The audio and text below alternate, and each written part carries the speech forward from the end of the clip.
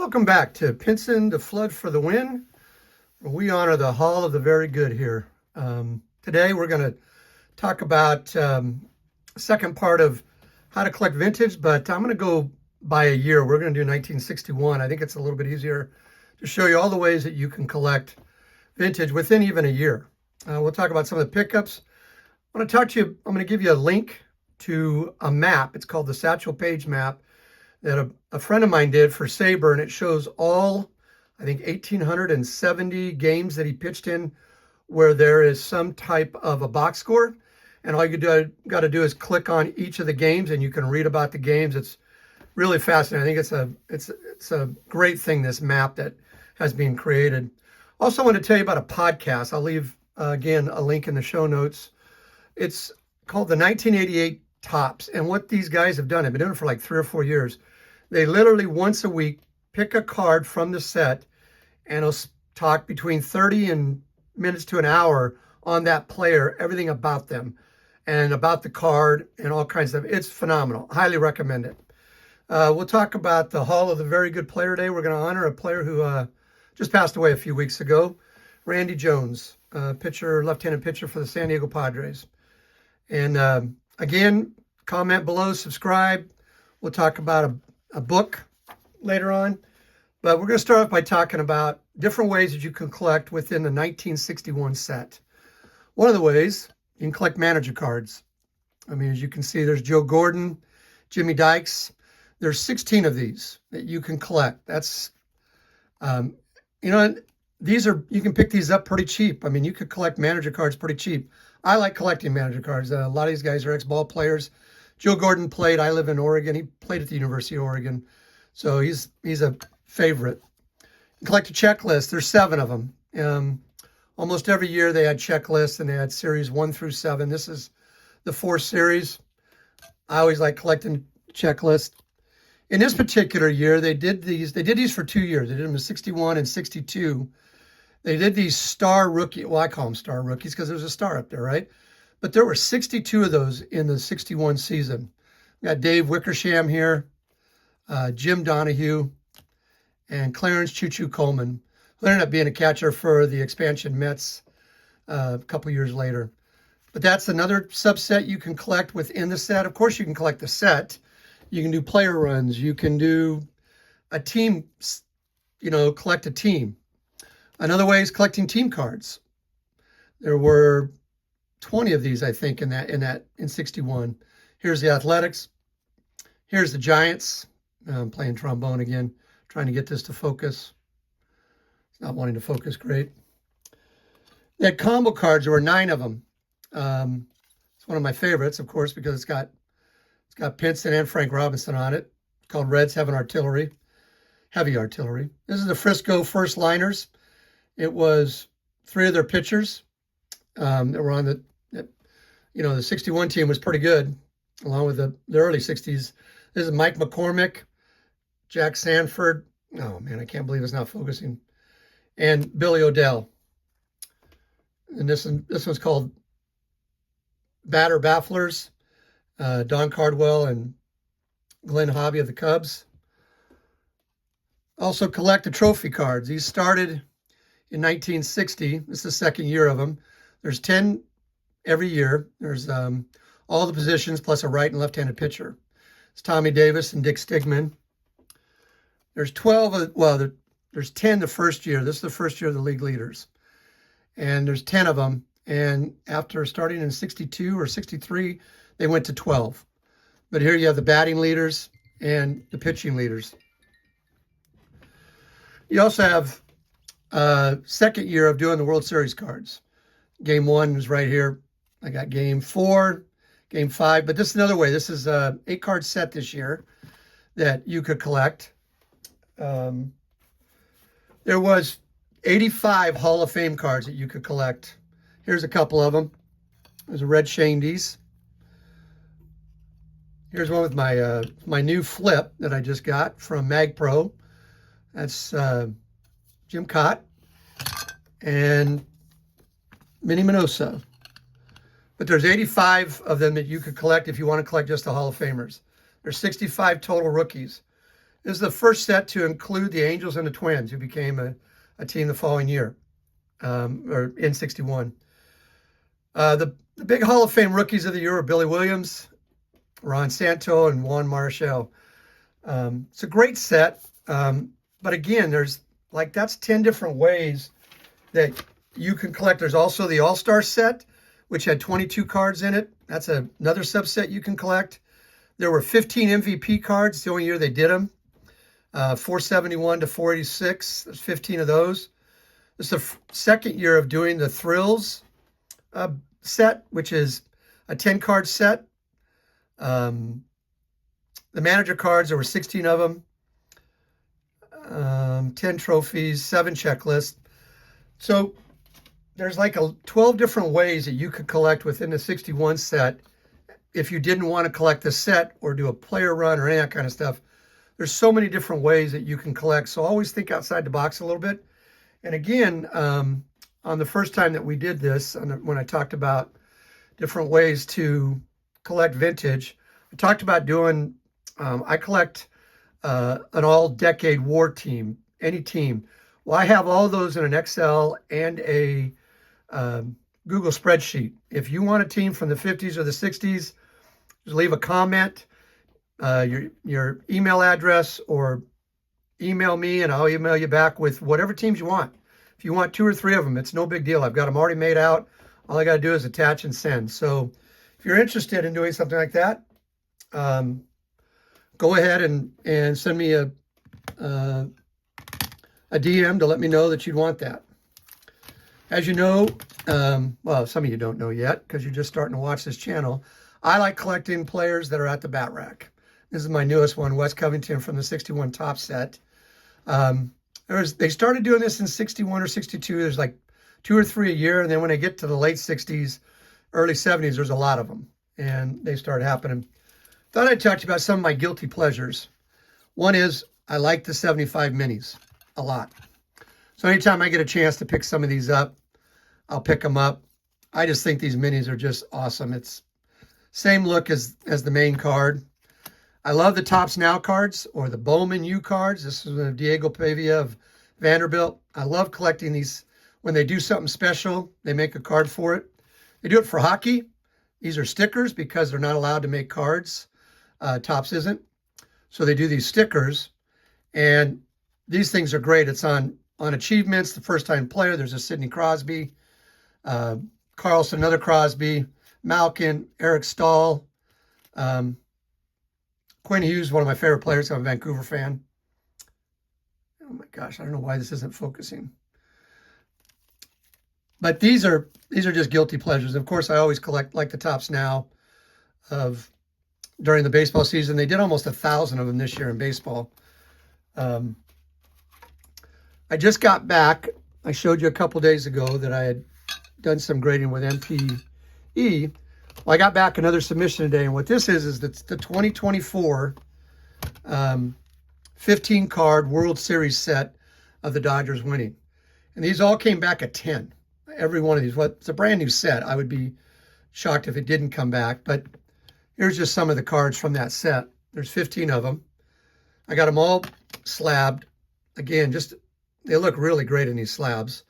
Pretty nice slabs for MPE. And again, these are $4.50 each to have these slabbed. And this is the complete set of 15. There's Teoscar Hernandez, Walker Buehler, who got the last out, Max Muncy. There's Mookie Betts, Kiki Hernandez, Gavin Lux, now with the Reds, Blake Trinan, Freddie Freeman, Tommy Edman, and Michael Kopech. It's just a great set, and I got to have all 15 of them done, and all 15 came back at 10. That's a really nice set to have. So I'd show you some of my pickups, and I got I love the Mag Pros.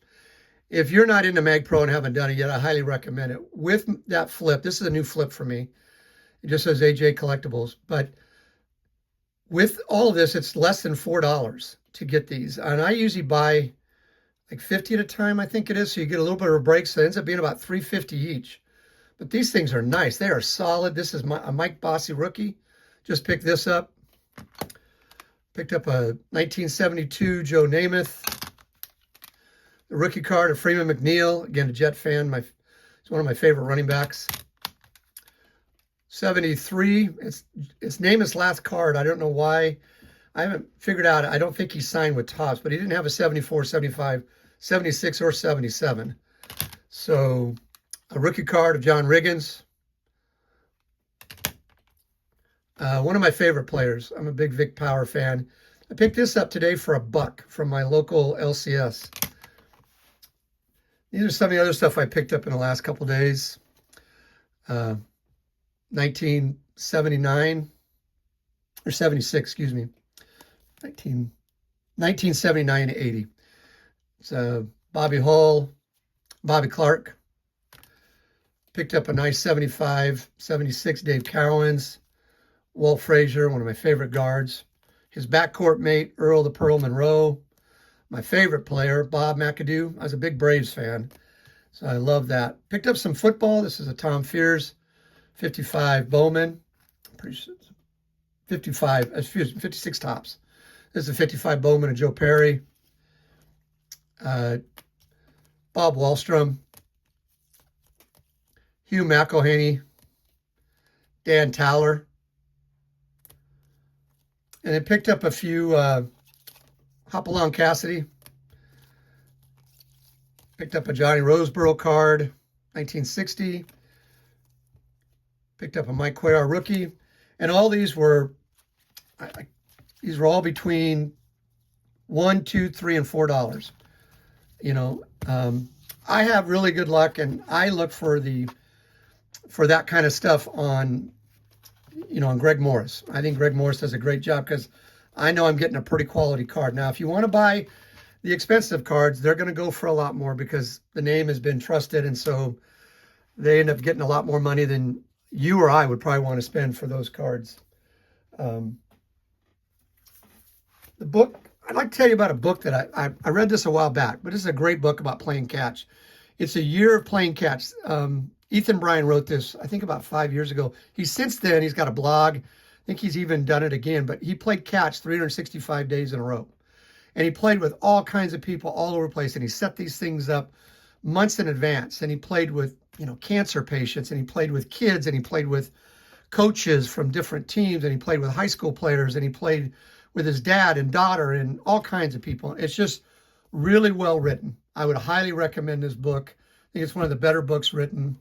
And it's a quick read. You'll enjoy the heck out of it. And today the player we're going to talk about today just passed away. It's Randy Jones.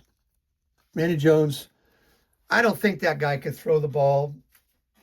I mean, hardly at all. I mean, I think if he got it to 88 or 90, it was blazing. I mean, think about this. The guy pitched 300 innings and he struck out 100 batters. I mean, he was not, and yet for 2 years, he might have been one of the, if not the best, one of the top 2 or 3 pitchers in the National League. You know, he came up his first game in the majors was in 1973. He started out at 1972, went to Brea Olinda High School in Brea, California. He went to college at Chapman University in Orange, California. I've actually been to a game there. It's a little dinky university. He was a 5th-round draft pick in the 1972 MLB June amateur draft. Again, he just did not throw the ball hard, but in 1975, he was 1974, he lost 22 games. He's 8-22 with a 4.45 ERA. Pitched 200 innings. Actually struck out the most batters he ever did in his career, 124. The following year, he comes back. He goes 20-12 with not a very good San Diego team. Has a 2.24 ERA, has 18 complete games, 6 shutouts, 285 innings, 103 strikeouts, and only 56 walks. Comes back the following year, wins 22 and goes 22-14. So back-to-back 20-win seasons after losing 20 in 1974. Has a 2.74 ERA. Completes 25 games. Has 5 shutouts. Pitches over 300 innings, 315, but only has 93 strikeouts. Following year, he just kind of had an off year. He was 6-12. Only started 25 games with a 4.5 ERA. Came back in 78 with a 2.88 ERA. He was 13-14. Pitched 253 innings with 71 strikeouts. 1979 would be basically his last decent year at age 29. He was 11-12 with a 3.63 ERA. Only 6 complete games, no shutouts, 263 innings pitched. He did have 112 strikeouts. Following year, he was 5-13 and then got traded to the New York Mets. In his last 2 years, he had a 4.85 ERA and a 4.60 ERA and went 8-18 over those 2 years. And then he had his arm trouble. He had arm trouble during those years, but he tried to overcome it, just didn't do it. So at the age of 32, he walked away from the game with a 100 wins and 123 losses, a 3.42 ERA. He started 285 games, had 73 complete games, 19 shutouts, and in 1,900 innings had 735 strikeouts. He was a solid pitcher, but he was a junk ball pitcher. He would do everything he could. Like I said, he didn't throw the ball much above 88, 89 miles an hour.